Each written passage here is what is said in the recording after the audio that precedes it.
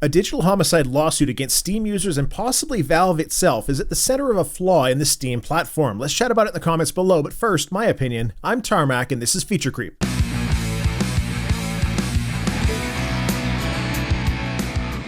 Digital Homicide is an American game studio. They publish games on Steam, well, published, but we'll get to that.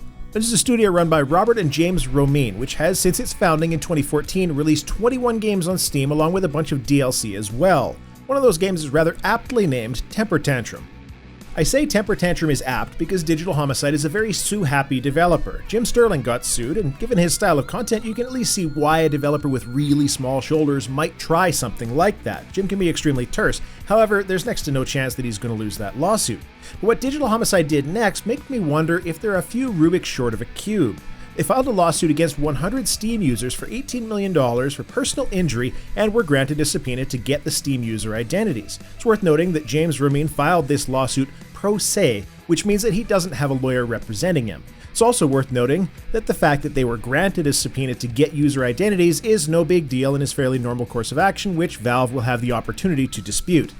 So then, Valve rather quickly removed all Digital Homicide products from Steam to stop, quote, doing business with Digital Homicide for being hostile to Steam customers, end quote.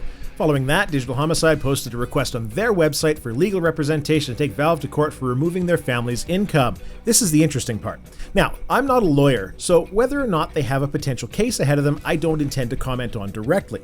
I will say that despite the sue-happy nature of the company, if Valve hasn't dealt with harassment reports of death threats as the lawsuit against the 100 Steam users alleges, that's a very poor thing from a business perspective for Valve to not get involved in.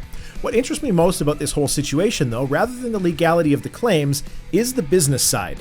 What a lot of people don't really realize here is that there is actual money at stake. It may seem like a frivolous thing to do to go after Steam users and possibly Valve itself, but just for the record, Digital Homicide will be making very real amounts of money at this. Of course, this will also show why Valve has let the company stick around for so long because they get a cut of that too. But before I get to that exact concern, I need to establish that this company has sold over 100,000 copies of most of its games that are available on Steam, some as high as 190,000 units. Yes, it is absolutely true that most of these sales will not be at a retail full cost, but that's only part of the story. According to Steam Spy, under the Digital Homicide brand itself, they've moved close to 2 million units across all of their games. Now, each game only has a rough all-time peak of anywhere from a couple hundred to a couple thousand players concurrently, so with units sold being so high, that raises a few questions. As I mentioned, clearly there were some significant bundle discounts, but at 2 million units from the base game sales alone, it doesn't take long to see real dollar values going on. But there's another piece that's very interesting. Steam developers get a 10% cut from all marketplace actions relating to items received on Steam from their game. I feel like I just heard an audible click in the minds of a large number of viewers. Digital Homicide had 21 games on Steam, each with 5 normal cards, 5 foil cards, 6 to 8 emoticons and backgrounds combined, and a booster pack. And looking at the Steam history for marketplace sales, each of these cards is usually sold between 20 and several hundred times per day for anywhere from 6 to 7 cents a piece and up to 20 to 30 cents each. My potential margin for error is of course high due to incomplete data, but I'll work that in on the low end estimates and you'll see where I'm going with this. So I picked a day at random and I calculated out the slaughtering grounds with normal cards and a booster pack. It was worth around $11 that day in revenue to Digital Homicide in Steam trading for normal cards only. There are lower days and higher days, but this one in particular had ranges from 100 to 200 of each card sold per day. Doesn't seem like a lot of money, does it? That 10% that they get to keep. Well, 21 games, $11 a day, 30-ish days a month, that turns into $7,000 over a month in completely passive income. Sure, there are lower and higher days as I mentioned, so I can't make any claims about the overall revenue generated here, but I'm also leaving out all the emoticons, backgrounds, and foil card transactions. The company had a bundle for $3 US, which would get you all of their games at 90% off. Combine that with a program like Idolmaster to get your cards quickly without having to play the games, and you'll get 63 cards, 3 per set of 5. Sell those cards on the marketplace for only 10 cents a piece, and you have doubled your money. Get a few sold at 20 cents or higher, plus emoticons, foils, and other bits and pieces, and you can see very quickly why Digital Homicide has 2 million units sold. This kind of lowball bundling was common with their stuff. To show how quickly this kind of thing can have an effect, they went from 180,000 owners of the slaughtering grounds on August 27th to 211,000 owners on September 11th. Good chance those are all bundle sales, or at least mostly. $3 per bundle, per the Google Cache of their store page, 31,000 units minus 30% for Valve. Digital Homicide made about 65 grand in 2 weeks because they priced their bundle so low that marketplace sharks could cut a profit on cards.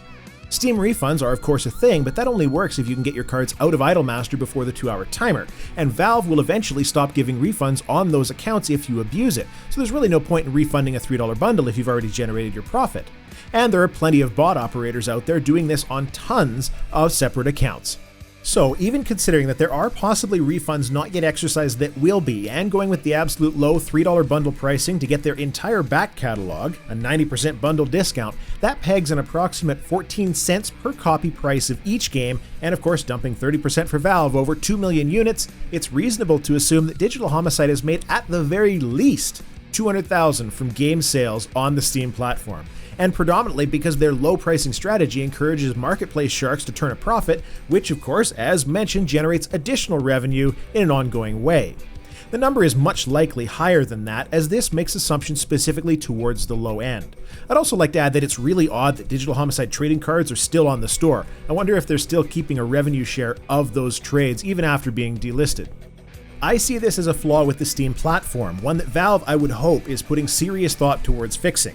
The system of Steam trading cards, combined with low entry fees to submit games and bargain basement bundle pricing, means that developers can create a situation where it is financially advantageous for marketplace sharks to buy games, not to play, but just to hawk the cards. The moment you do that, you have created a huge incentive for shady developers who have no intention of making good games to put garbage up on the platform, knowing that nobody will ever buy it to play it.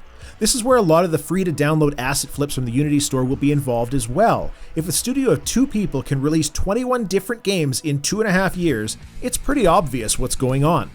I think that if Steam really wants to combat abuse on the platform, like they said they did with the reviews, and I've said this before, they need to get back into filtering content. It used to be difficult to get on Steam. I don't think that going back to quite that level of difficulty is good, but some basic quality assurance would be amazing. In fact, it would line up nicely with an improved return policy if overall quality level of Steam products had increased.